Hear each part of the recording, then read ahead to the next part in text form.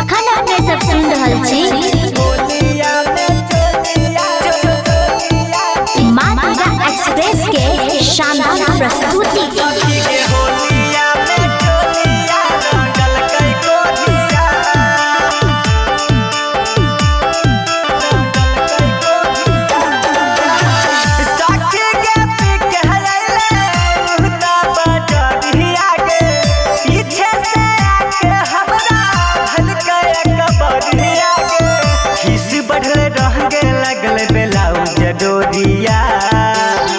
खिस बढ़ल रह गे लगल बेलाउज डोरिया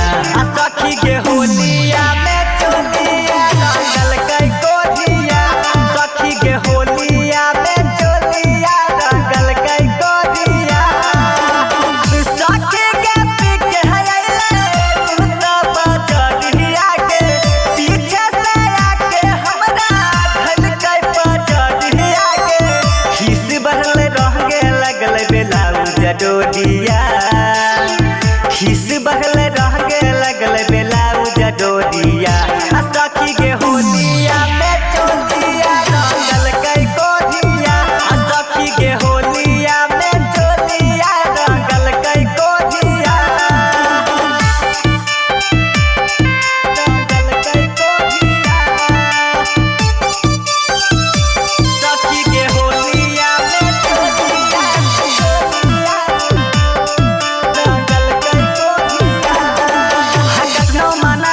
तब नहीं मानै कने छिके गे उदासा हम कुछो ना बुझै कुछो ना सूझै हमर बिगड़ लग गे दासा हमर बिगड़ लग गे दासा हकनो मनाबै तब नहीं मानै कने छिके गे उदासा हम कुछो नहीं बुझै कुछो ना सूझै हमर बिगड़ लग गे दासा लेके पीटी कहारी घोड़े रंग के पुरिया लेके पिचकारी घोड़े रंग के पुरिया सखी के होलिया में चोलिया रंगल कई कोरिया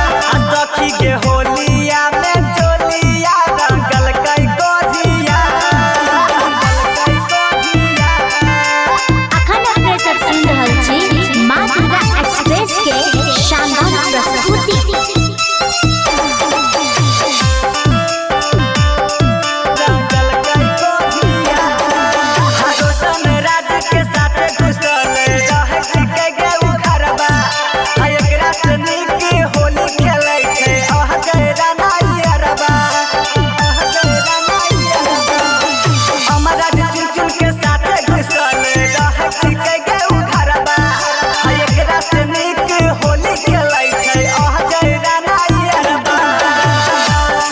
जब करे छे जोड़िया